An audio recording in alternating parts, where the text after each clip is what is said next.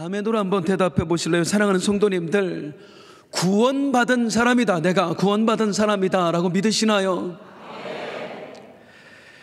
우리 주님으로부터 정말 지치고 힘들었을 때에 너는 내 아들이다, 너는 내 딸이다 하는 그 위로의 음성을 들어본 적이 있으신가요? 예배와 찬양과 기도로 우리 성령님과 깊은 영적 교제를 누리고 계십니까? 나는 너무나 큰 죄인인데, 용서받을 수 없는 죄인인데 우리 주님께서 이 죄로부터 나를 용서해 주셨다, 구원해 주셨다, 그렇게 믿으시나요? 그렇다면 우리는 어떻게 살아야 될까요? 오늘 본문이 그거 얘기하는 겁니다. 그렇다면 우리는 어떻게 살아야 될까요? 1절 같이 한번 읽어보겠습니다. 시작. 그러므로 그리스도 안에 무슨 권면이나 사랑의 무슨 위로나 성령의 무슨 교제나 긍휼이나 자비가 있거든. 여기 끝에 보면 있거든 이라는 말이 나옵니다. 이게 헬라어 원어로 보면 에이티스라고 합니다. 만일 그렇다면 이런 뜻입니다. 이게 우리말에는 1절에 딱 한 번만 나오지만 원래 원어에는 4번이나 나와요. 말끝마다 이렇게 붙어요. 거기에 맞춰서 제가 살짝 의역을 해드리면, 만일 여러분이 우리 주님으로부터 너는 그리스도인이야, 너는 구원받은 사람이야 라는 권면을 받았다면, 만일 여러분께서 정말 지치고 힘들 때에 우리 주님으로부터 너는 내 아들이다, 내가 너와 함께 한다는 위로의 말씀을 받았다면, 만약 여러분이 예배하고 찬양하면서 성령님과 영적인 교제를 누려봤다면, 만일 여러분이 나는 정말 큰 죄인이다 할 만큼 악한데 그 죄로부터 우리 주님께 용서를 경험했다면 우리는 어떻게 해야 될까요? 하는 게 오늘 본문의 말씀입니다. 우리는 과연 어떻게 살아야 될까요? 2절은 이렇게 말씀합니다. 시작. 마음을 같이하여 같은 사랑을 가지고 뜻을 합하며 한 마음을 품어 따라하겠습니다. 마음을 같이하여 같은 사랑을 가지고 뜻을 합하며, 그 다음에 보니까 맨 앞에 마음을 같이하라 했던 말이 뒤에 한 마음을 품어라 또 나오네요. 2번 반복된다는 것은 강조의 의미입니다. 여러분 제발 좀 한 마음이 되어 주십시오. 이게 2절이래요. 빌립보서는 바울이 빌립보 교회에 보낸 편지입니다. 바울이 왜 이 말을 하고 있을까요? 빌립보 성도들이 한 마음이 되지 못했거든요. 어느 날 빌립보 교회 안에 분열이 찾아왔습니다. 빌립보 교회는 정말로 좋은 교회였습니다. 그들은 처음부터 사명으로 하나 된 교회였어요. 서로를 인정하는 교회였습니다. 예수 믿자마자 그 추신자들이 바울 사도님 선교에 우리도 한번 동참해보자 하면서 선교 헌금 보내고 중보기도 하고 이랬던 사람들이 빌립보 교회입니다. 참 좋은 교회입니다. 그런데 이 세상에 완벽한 교회가 어디 있겠어요? 이 빌립보 교회에도 약점이 있었습니다. 그게 무엇이죠? 하나 되지 못했다는 거예요. 마음이 나뉘어지고 사랑이 나뉘어지고, 특별히 오늘 본문에 보면 뜻이 나뉘어졌다 그럽니다. 뜻이 나뉘어졌다라는 건 무슨 뜻이냐면 교회 구성원들이 서로 추구하는 방향이 달랐다 그 말이에요. 어떤 사람은 교회는 선교해야 돼. 무슨 말이야? 국내 전도가 우선이지. 양육 없이 되겠습니까? 아니 다음 세대가 우선입니다. 예배가 먼저입니다. 이렇게 각자 추구하는 방향이 달라지면서 교회가 사분오열되어 버린 거예요. 분열되어 버린 것입니다. 이게 바울 사도의 마음을 너무 아프게 했습니다.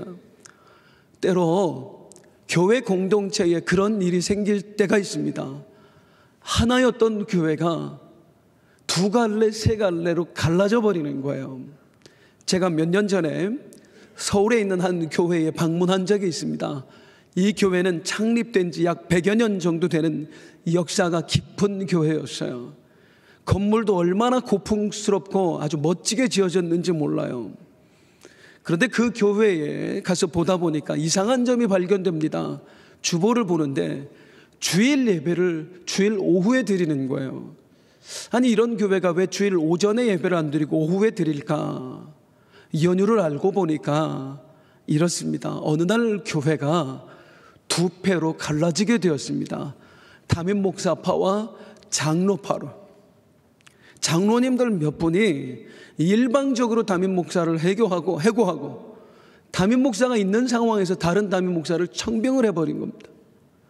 여기 기존 담임 목사는 그 해고의 부당함을 주장하면서 법원에 고소를 했어요. 양쪽이 서로 고소를 했습니다. 그리고 재판 결과가 아직 나오지 않아서 이 두 패로 갈라진 교회가 한 무리는 주일 예배를 주일 오전에 드리고 한 무리는 주일 오후에 예배 드리고 이렇게 됐던 거예요. 아까 말씀드렸습니다만 100년 정도 된 교회입니다. 교회가 100년 정도 됐다는 건요, 그 교회 구성원들, 특별히 중직자 정도 되면 그 교회의 장로님, 안수집사님, 권사님들 정도 되면은요, 거의 다 그 교회에서 나고 자란 사람들이에요. 어렸을 때부터 그 교회 출신이라고요. 이게 무슨 말이냐면 지금 서로 원수되어 싸우고 있는 이 사람들이 같은 교회 학교 출신이라고요. 여름 성경학교 때 함께 율동하고 기뻐했던 사람들, 중고등학교 때 문화개방 한다고 함께 밤새워서 성경 연습했던 사람들, 수련회 가서 밤새도록 서로 끌어안고 울면서 기도해줬던 사람들, 어렸을 때부터 형이고 누나고 동생이고 친구들이었던 사람이었다고요. 그런데 이들이 어느 날 갑자기 서로 원수가 되어버린 거예요. 이게 얼마나 안타까운 일입니까? 교회만 이런 일이 생기나요? 가정은 또 어떻습니까? 제가 요즘에 가끔 보는 TV 프로그램이 있는데 오은영 리포트, 결혼지옥이라는 프로그램입니다. 정신과 전문의이자 그리고 상담가인 오은영 박사가 진행하는 프로그램입니다. 어떤 내용이냐면 부부가 돌이킬 수 없는 그 파경지경에 이른 부부들이 와서 공개적으로 상담을 받는 그런 내용이에요. 그래서 그들의 일상이 영상을 통해서 그대로 공개가 됩니다.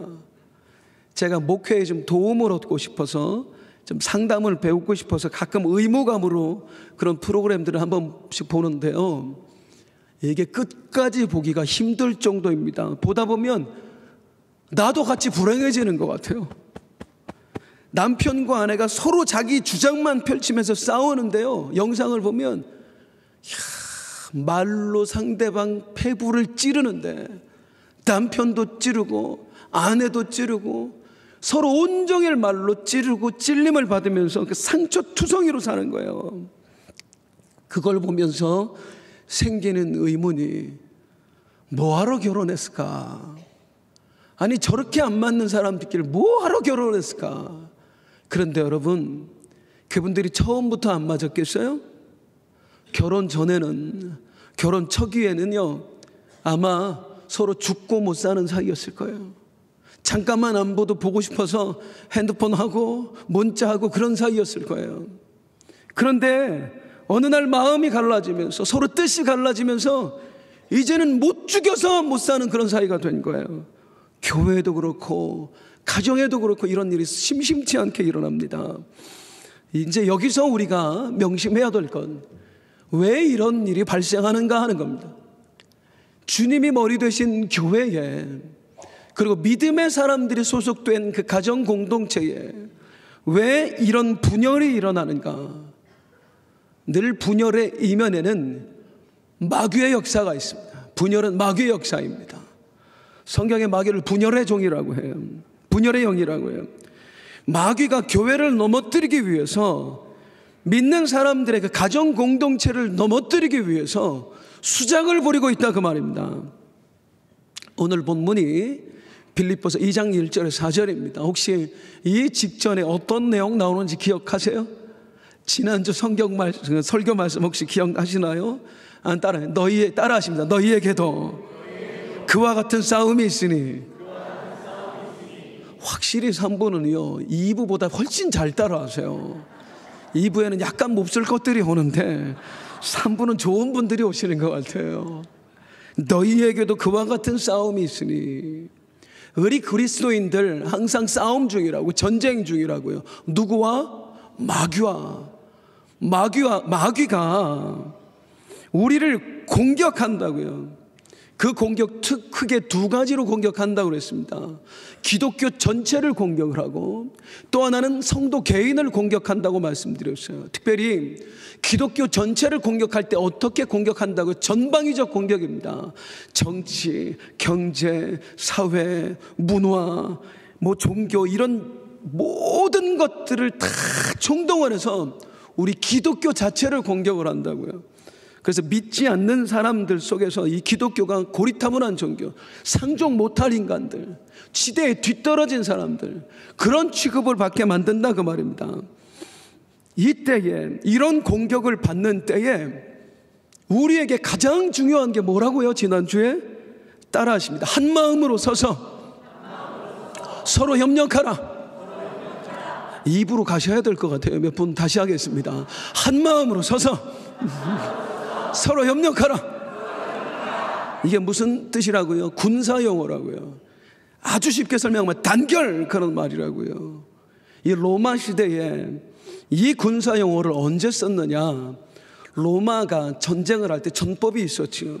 12명씩 군사를 조를 짜줬습니다. 한 손에는 방패, 한 손에는 창을 들고 서로 일렬로 쫙 서서 나간다고요. 척척척척 나간다고요. 그때에 이 로마 군대를 쳐부수기 위해서 상대가 화살을 빗발치듯 쏘아댄다고요. 이 빗발치는 화살 속에서 살아남는 방법이 뭐다? 서로 협력하는 겁니다. 만약에 여기서 누가 빠져나가면 그 빈자리로 화살이 막 꽂히게 되어 있거든요. 그러니까 어깨를 타닥타닥 붙이는 거예요. 그리고 방패를 서로 들고 빈틈이 없게 만드는 거예요. 그래야 화살이 아무리 들이쳐도 우리가 상하지 않으니까. 그래서 우리가 서로 몸을 붙였을 때, 연합했을 때 이 연합이 깨지면 우리는 죽는다, 그런 각오로 나아갈 때에 그때 로마 병사들이 썼던 군사적인 용어가 한 마음으로 서서 서로 협력하라. 물론 원어로 되어 있죠. 이거 누구에게 한 이야기예요? 교회 공동체에게 한 이야기입니다. 마귀가 우리를 공격하니까 한 마음으로 서서 협력해서 우리 절대로 분열돼서는 안 된다. 이 말을 1장에서 했는데 2장에 넘어오자마자 또 한 번 반복하고 있는 거예요. 여러분, 제발 좀 한 마음이 되어 주십시오. 마귀가 지금 우리를 공격하고 있습니다 라고 강력하게 호소하고 있는 겁니다. 그러면 이제 여기서 한 가지 우리가 알아야 될 것, 마귀가 공동체를 무너뜨리기 위해서 늘 분열책을 쓰거든요. 분열하게 만들어요. 구체적으로 우리를 분열시키기 위해서 어떤 방법을 쓰는가? 교회를 분열시키기 위해서, 가정을 분열시키기 위해서 마귀는 어떤 방법을 쓰는가? 3절 마귀의 전술이 있습니다. 시작. 아무 일에든지 다툼이나 허영으로 하지 말고, 한 번 더 따라하시죠. 다툼과 허영. 다툼과 허영. 마귀가 우리를 분열시키기 위해서 우리 믿는 사람들의 내면에 다툼이라는 독과 허영이라는 독을 투여하는 겁니다. 독을 투여합니다.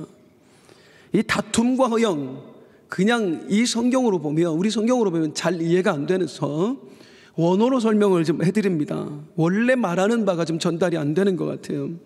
이 다툼이라는 말의 원어는 에리데이아입니다.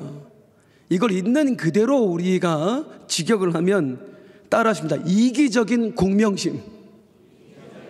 이기적인 공명심이에요. 나를 드러내고 싶어하는 마음, 높아지고 싶은 욕망, 이걸 마귀가 우리에게 주사를 놓는다고요. 독을 투여를 한다고요. 빌립보 1장을 강의할 때 제가 이런 말씀 드렸어요. 바울이 복음을 전하다가 로마 감옥에 갇혔습니다. 그 소식을 들은 빌립보 교회 안에 두 가지 반응이 있었다고요. 첫 번째, 어떡하지? 우리 바울 사도님 감옥에 갇혔대. 어떻게 하면 좋지? 그 사역 이제 어떡하지? 안 되겠다. 우리라도 열심히 합시다. 우리가 열심히 해서 이 땅에 하나님 나라를 세워갑시다. 이게 첫 번째 반응. 반대의 반응도 있었지요. 꼴 좋다. 저 혼자 잘 믿는 것처럼 잘난 척하더니 잘 됐다. 여러분, 드디어 때가 왔습니다. 우리가 바울보다 못하지 않다는 걸 보여줄 때가 왔습니다. 우리 나가서 열심히 복음을 전합시다. 그렇게 해서 바울이 없어도 교회가 부흥된다는 걸 한번 증명해 봅시다. 그럼 바울이 얼마나 속이 상하겠습니까? 이게 2번.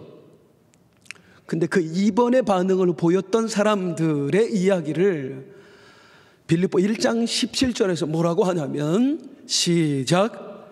그들은 나의 매임에 괴로움을 더하게 할 줄로 생각, 순수하지 못하게 다툼으로 그리스도를 전파하니라.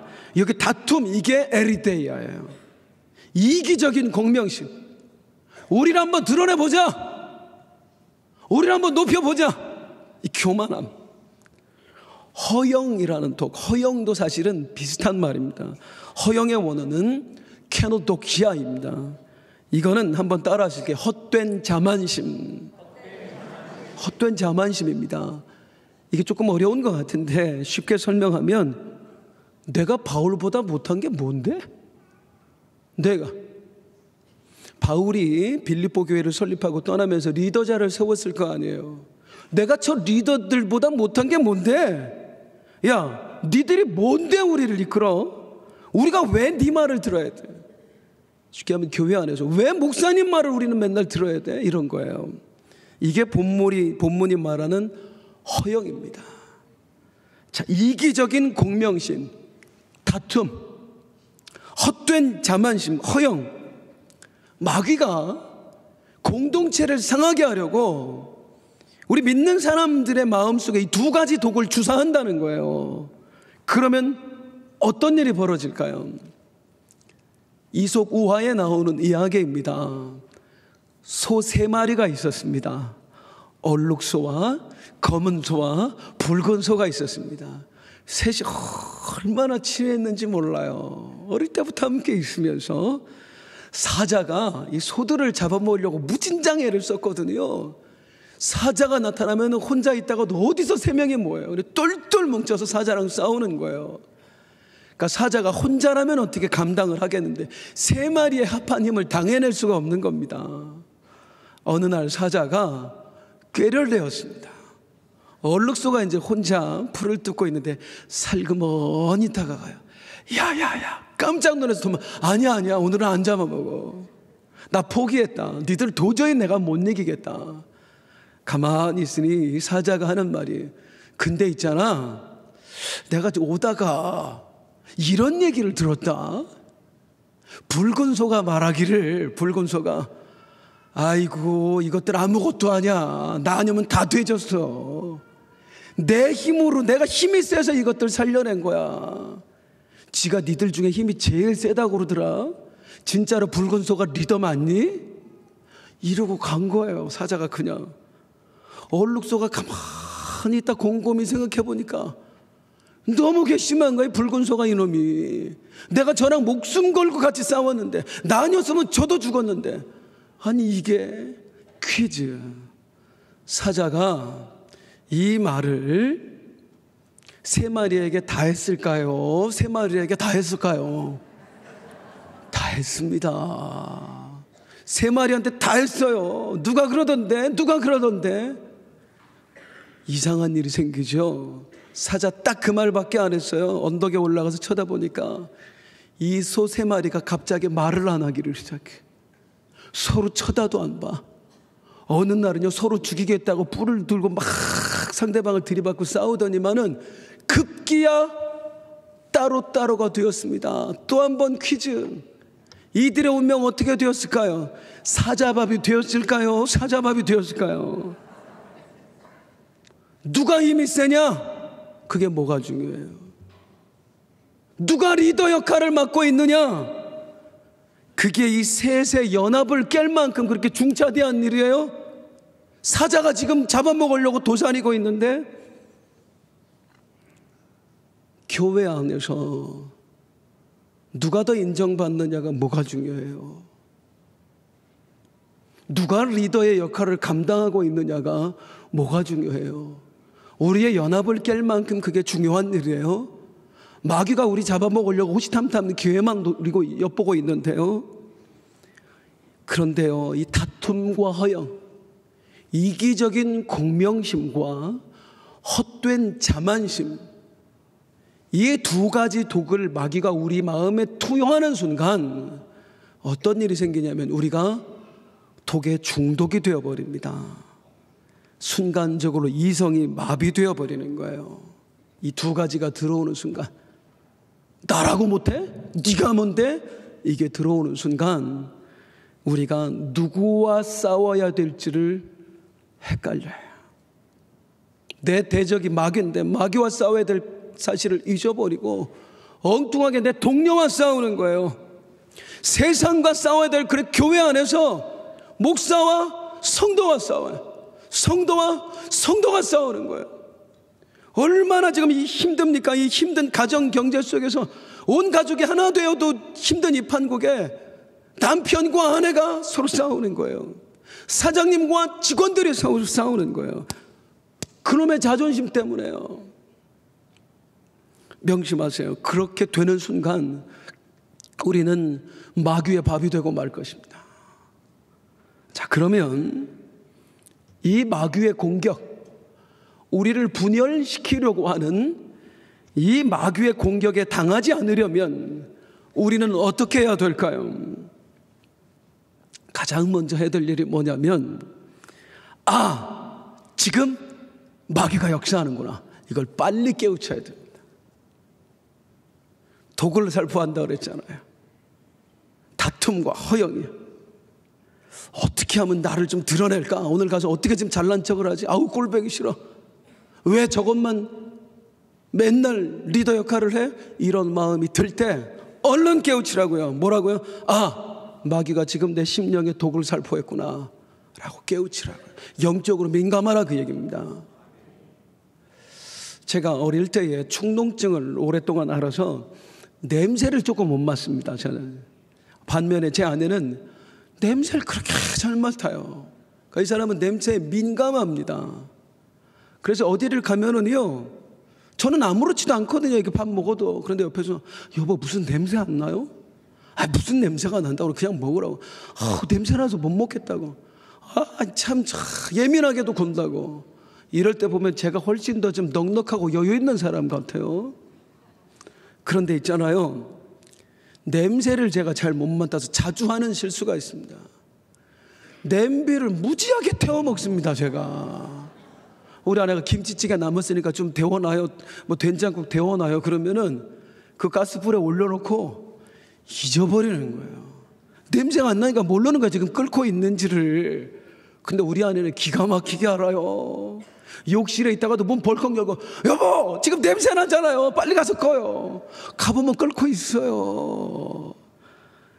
이걸 영적으로 한번 생각해 보잔 말이에요.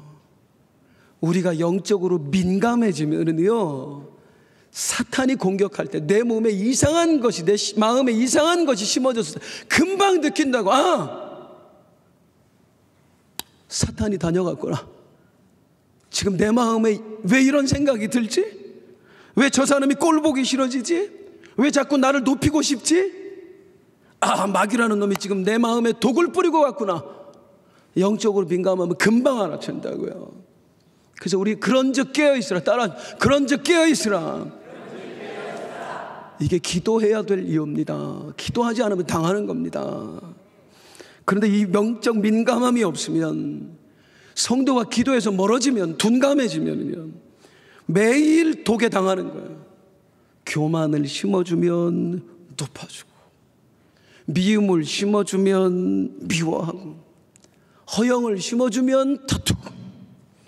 따라하겠습니다. 주여 나를 영적으로 민감하게 하소서. 더 크게, 주여 나를 영적으로 민감하게 하소서. 선포대로 될 줄로 믿습니다.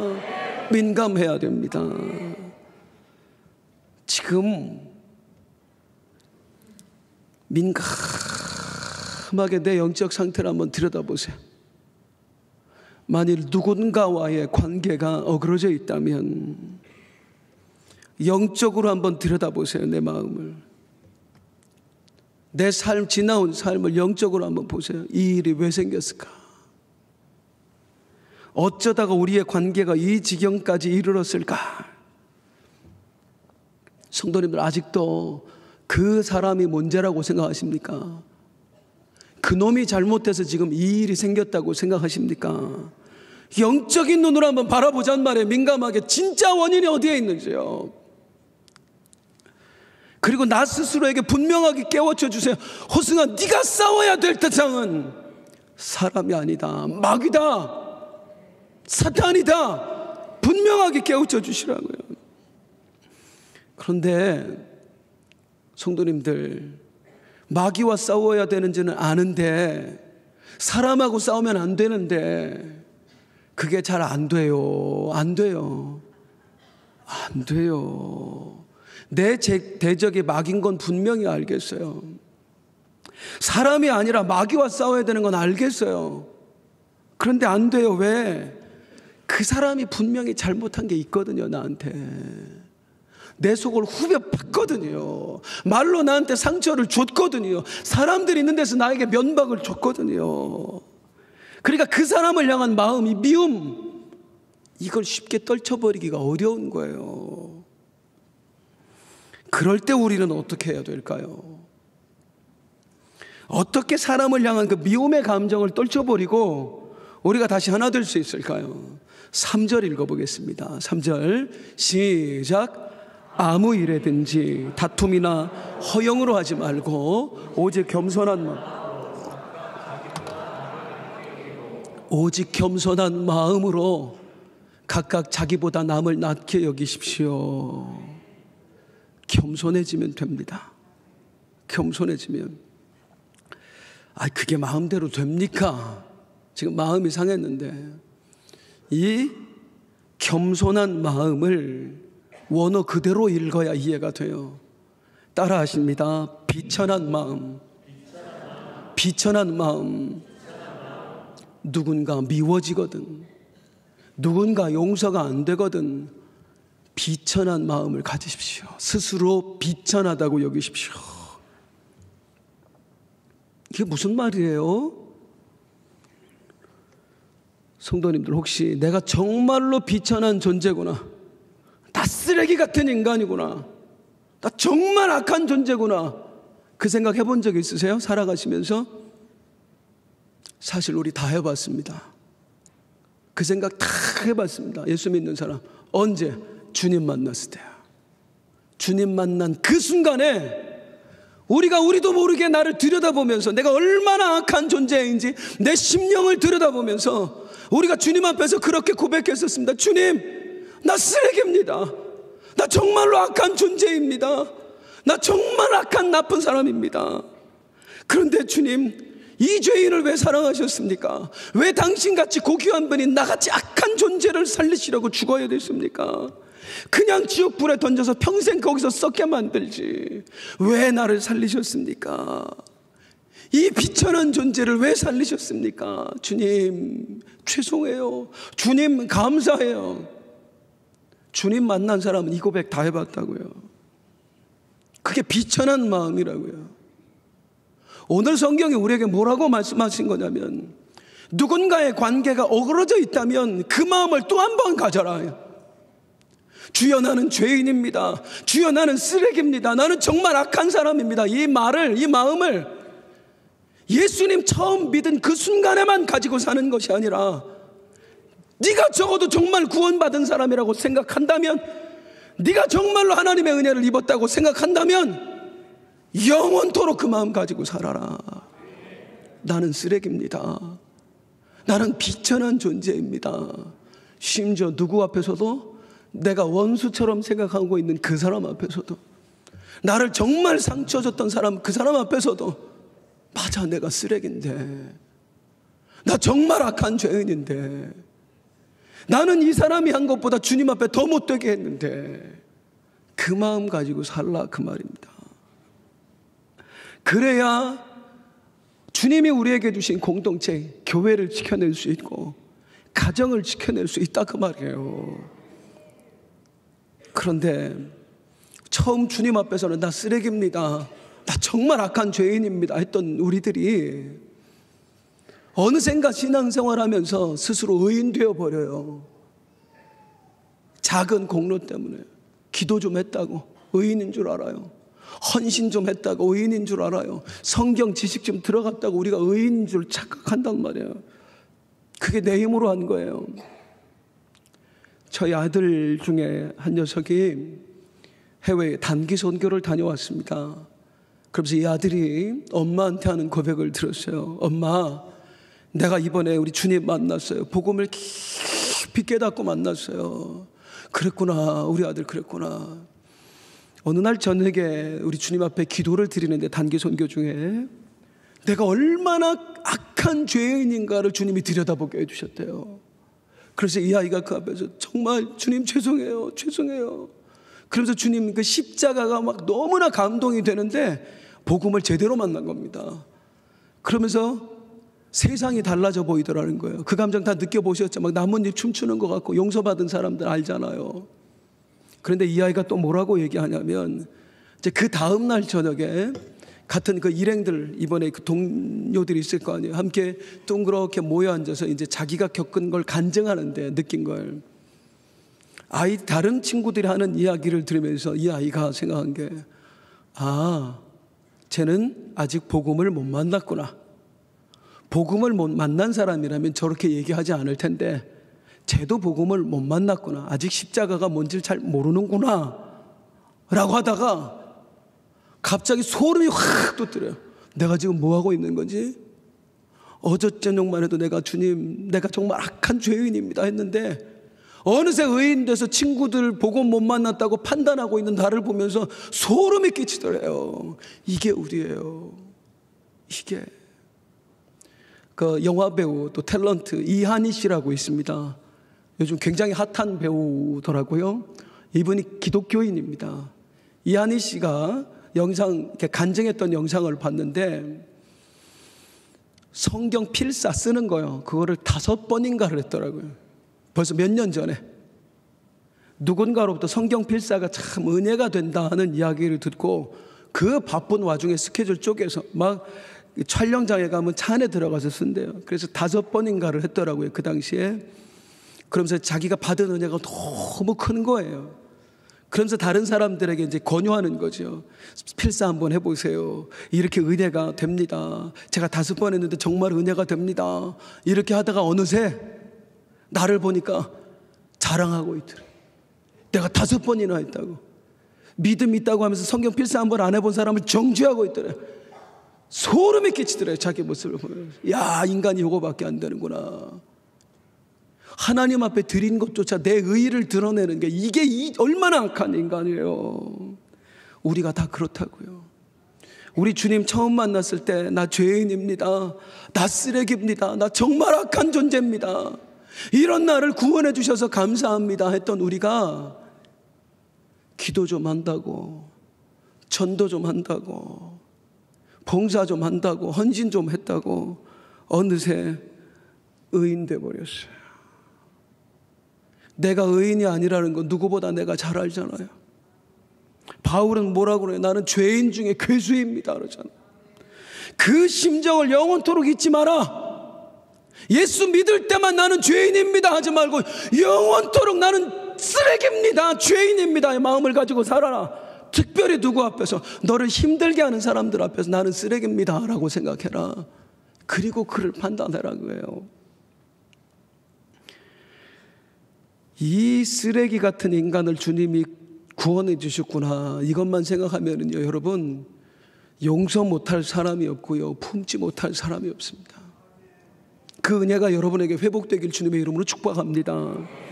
이제 오늘 본문에서 마지막으로 살펴보고 싶은 주제가 있습니다. 바울이 빌립보 성도들에게 여러분 제발 좀 하나가 되어 주십시오 하면서 이런 말 덧붙입니다. 2장 4절입니다. 시작. 나의 기쁨을 충만하게 하라. 다르게 말하면 여러분 나의 믿음을, 나의 기쁨을 좀 가득 채워 주십시오 그 말이에요. 자, 나의 기쁨을 가득 채워 주십시오 하는 말은 지금 바울이 기쁨이 안 채워졌다는 말이에요, 안 채워졌다는 말이에요? 안 채워졌다는 말이에요. 자, 1장에서 바울은 나는 너무 기쁘다라고 얘기했어요. 뭐 때문에 기쁘다? 어떤 사람은 나를 돕고 싶어서 복음을 전하고, 또 어떤 사람은 나를 속상하게 하려고 복음을 전하고, 어찌 됐든 간에 열심히 복음을 전해서 교회가 부흥되고 있으니 나는 정말 기쁩니다. 그렇게 얘기했어요. 그 바울이 2장에 바로 오자마자 뭐라고 얘기하냐면 나의 기쁨 좀 가득 채워주십시오. 그렇게 말해요. 그렇다는 얘기는 열심히 복음을 전해서 교회가 부흥된다는 이야기를 듣고 기뻤지만 이 기쁨이 충분한 기쁨이었다는 거예요? 부족한 기쁨이었다는 거예요? 부족하다는 얘기예요. 너무나 기쁜 일이지만 예수님이 복음이 전해져서 생명이 구원받는 이야기가 너무나 기쁜 얘기지만 빌립보 성도들이 하나 되지 못한 것 때문에 그 기쁨의 구멍이 뻥 뚫려버린 거예요. 빈자리가 있는 거예요. 나 너무 기쁘거든요. 예수님 전해지는 것 때문에 너무 기쁘거든요. 근데 여러분들이 분열됐다는 이야기를 듣자마자 내 기쁨에 구멍이 나버렸습니다. 이거 좀 채워주지 않겠습니까? 자, 이 이야기를 이제 주님께서 나에게 하시는 이야기로 한번 가져와 보자는 말이에요. 자, 우리의 신앙생활하는 목적이 무엇입니까? 우리 주님을 기쁘게 하기 위해서 우리는 신앙생활합니다. 할렐루야. 예배 왜 하지죠? 주님의 기쁨이 되기 위해서 합니다. 오늘 성가대 일찍 나와서 애쓰며 수고하십니다. 오늘 찬양 참 감사합니다. 그런데 이 성가대 쉽지 않잖아요. 왜 하시죠? 주님을 기쁘시게 하기 위해서 합니다. 우리 봉사 교사들이 쓰시죠. 주님을 기쁘시게 위해서 합니다. 전도, 선교 다 주님을 기쁘시게 하기 위해서 합니다. 그리고 우리는 열심히 내가 드려지면 오늘 성가대 내가 열심히 했으니, 봉사 열심히 했으니, 내가 그만큼 열심히 선교했으니 우리 주님 기뻐하실 거야 라고 생각합니다. 그런데 우리 주님은 나에게 뭐라고 하시면, 그렇구나, 네가 나를 기쁘게 하기 위해서 열심히 예배했구나, 봉사했구나, 선교했구나, 전도했구나. 그런데 왜 네 아내는 사랑하지 않냐? 왜 너의 목사를 비판하고 있냐? 왜 성도들끼리 헐뜯고 있냐? 내 기쁨이 구멍난 것 같다. 뻥 뚫려버린 것 같다. 이 이야기를 우리가 하고 계신 거예요. 지금 오늘 본문을 통해서. 우리는 누군가를 용서하지 못하면 이게 큰일이라고 생각하지 않아요. 주님이 이 정도까지는 이해를 해 주실 거야. 이 정도까지는. 왜냐면 제가 속상하게 한 게 있으니까. 그러면서 다른 걸로 주님을 기쁘시게 하려고 애를 써요. 막 메꾸려고. 내가 용서하지 못하는 걸 더 많이 봉사하고 더 많이 헌신하는 걸로, 기도하는 걸로 메꾸려고 한다고요. 메꿔지나요? 사랑의 벽이 따로 있고요, 헌신의 벽이 따로 있고요, 봉사의 벽이 따로 있어요. 여기를 아무리 메꾸고 채워봐야 이 한쪽은 구멍 난다고요. 이 사이로 마귀가 틈타는 거예요. 사랑하는 성도님들, 정말로 주님의 기쁨 되기를 원하십니까? 정말로 주님의 기쁨 되기를 원하십니까? 간곡히 부탁드립니다. 용서하세요. 여러분 남편 이제 그만 용서하세요. 여러분의 아내 품어주세요. 여러분에게 상처 줬던 그분들, 부모님들, 자녀들, 믿음의 형제들, 그 몹쓸 말을 했던 친구들 용서해 주세요. 주님이 나에게 그러셨던 것처럼. 그럴 때에 내 삶의 모든 바운더리 성령께서 지켜주실 줄로 믿습니다.